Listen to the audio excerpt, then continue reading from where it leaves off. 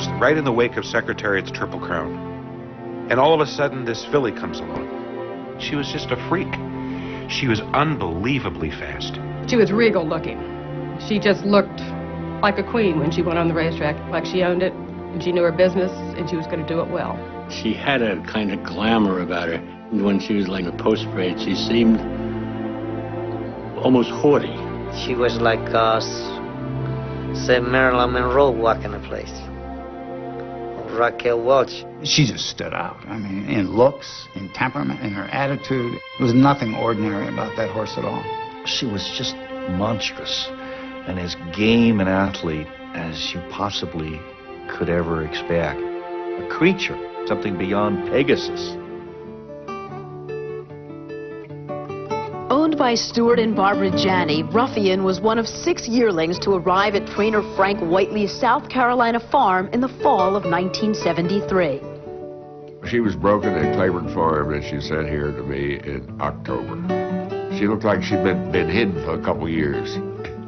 It looked like she was a 3-year-old instead of a yearling. She was royally bred. She was out of a great mare named Shenanigans, who was by a native dancer, one of the great producers in the history of the turf. And she was by a reviewer who was a son of Boulder, who could flat run. And it was a match of aristocracy. We just went by their breedings. She was a Shenanigans filly. We sort of knew around the barn that she was going to be a special filly. When she was a 2-year-old, I was galloping her one day and I came back from the main track. Robin Smith, who was one of the first women jockeys in this country, she said, "He's gorgeous. Who is he?" And I said, "She is called Ruffian." Whiteley kept Ruffian's talent under wraps until her maiden race in 1974 at Belmont. It was the only time she was not the favorite. Very few people knew about her, and Woody Stevens had a good filly in that race, and so his filly was the favorite. I said to Woody, I said, "Woody, you see that filly's big backside?" He said, "Yeah." I said, "Well, that's all you're going to see through the stretch." She won by 15 lengths. She equaled the track record. Down the backstretch, Ruffian along the rail now goes head-and-head with Hot and Nasty for the lead. Hot and Nasty was also undefeated going into the sorority at Monmouth. And for an eighth of a mile, they had this incredible duel. It's a 2-horse race as they pass the quarter pole. Ruffian on the inside, Hot and Nasty on the outside, going stride for stride. I had to hit a couple times, but she drove away from the other horse very easy. She had such great natural speed. Her races were mainly parades. I mean, you know, she'd go out and say, "Catch me if you can," and nobody could. In the spinaway, she made mincemeat of everybody. She went to the lead like that black bullet that she is, made an easy lead and coasted home in blazingly fast time. Ruffian in front by 3.5 lengths. Going easily in front. A magnificent performance. In the stands that day was the trainer Lucien Lauren, who the year before had led Secretariat to his Triple Crown. Lauren was widely quoted after watching Ruffian spin away as saying, "As God is my judge, she might even be better than Secretariat." After being named 2-year-old filly of the year in 1974, Ruffian didn't miss a beat as she entered her 3-year-old campaign. It's Ruffian in front and going easily. Ruffian captured the filly Triple Crown in 1975, going off in each race at odds of no worse than 1 to 10. Her performance in the final leg, the 1.5-mile Coaching Club American Oaks, awakened racing fans. Nobody thought she'd ever go that far. She wasn't even hit with a whip. When a filly would run up to her and try their best to get on even terms, and then she would just kind of spit in their eye and pull away, she'd break their heart. Ruffian was out of female competition, winning all 10 of her starts. The long-range plan was, after the spring season, to give her a rest and then race her against colts and older horses. But those plans got waylaid once people got a hold of the idea of the match race.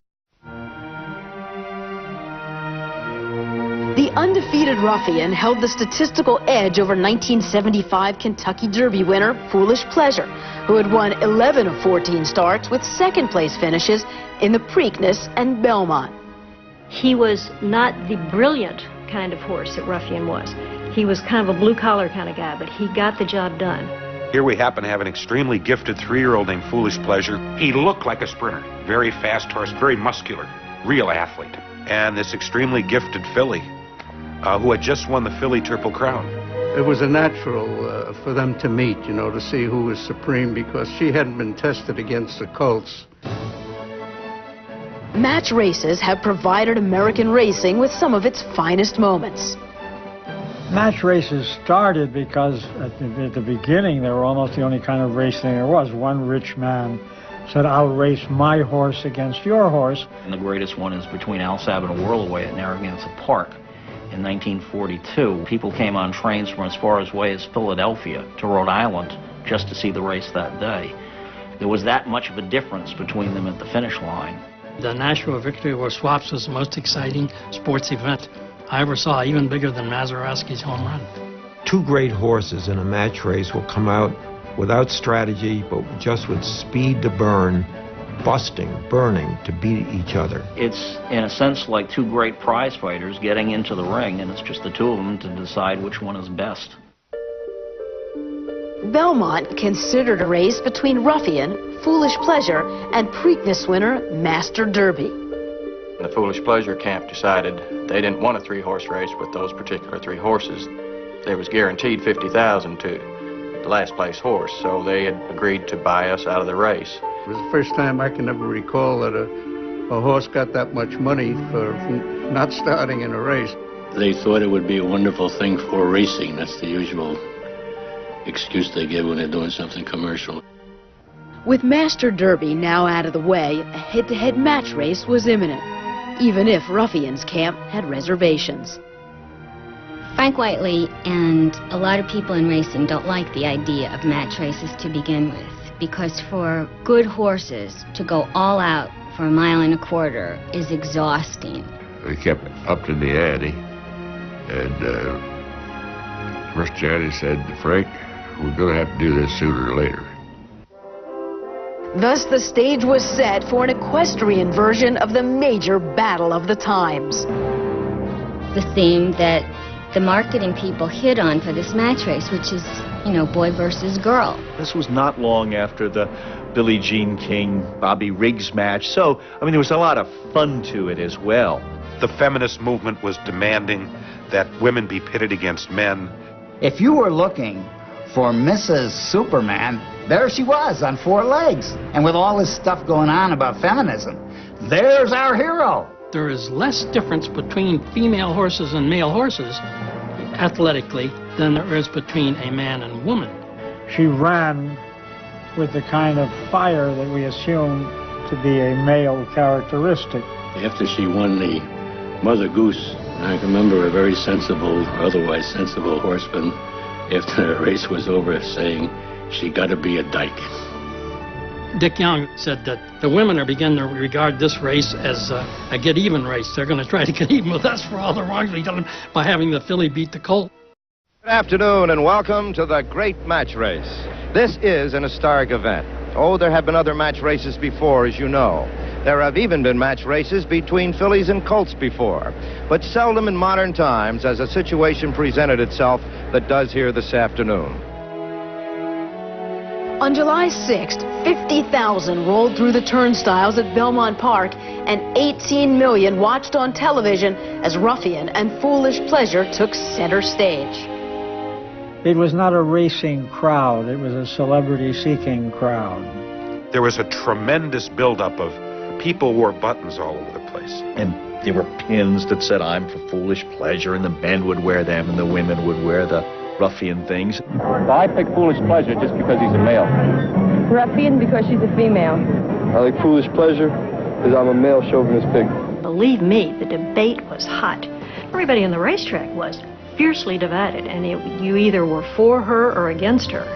It was a big commotion on people watching this, you know, filly and a colt compete like that. If you looked at the paddock that day, most people knew each other, and that was really a gathering that day of racing nationally.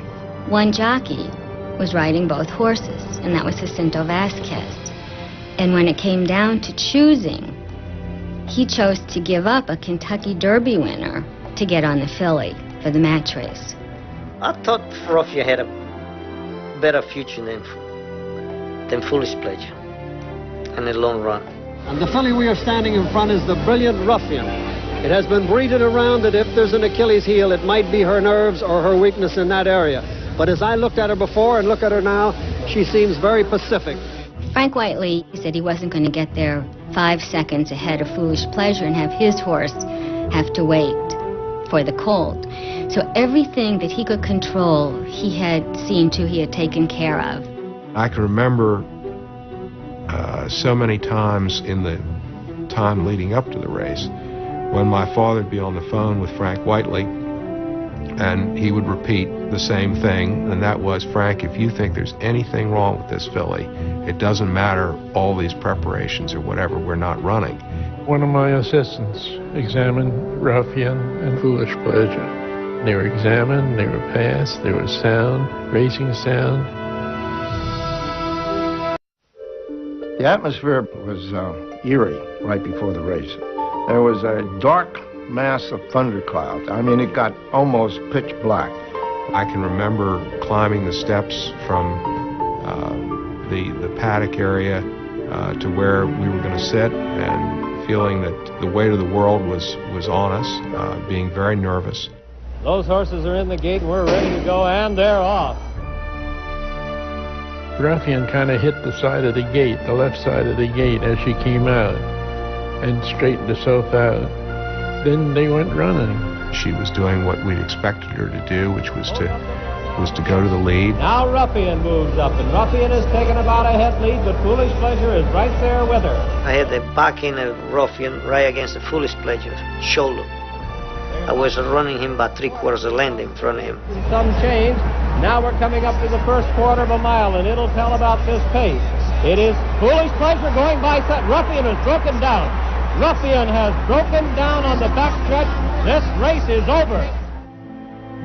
When she broke her leg, you can hear like you breaking a piece of stick, like this. I just do remember that moment of knowing something horrible had happened, but almost refusing to believe that it had happened. She had never been passed on the racetrack, and she kept fighting Jacinto to run, and she won for a while. She kept running after the injury and just drove this nub into the ground. Until the bone was exposed and she was running on a bare bone, and her hoof was actually just hanging attached by some tendons and some skin. I'm looking across, and Vasquez has dismounted from the horse. Vasquez on the backstretch is now beginning to take the saddle off of Ruffian, and let's certainly hope this is not a serious injury. She keep walking in one leg. I'm trying to hold him up. I keep my shoulder against her just to give him some support to keep her walking. And meanwhile, in this absolute eerie silence, Foolish Pleasure had no choice but to finish the race on his own.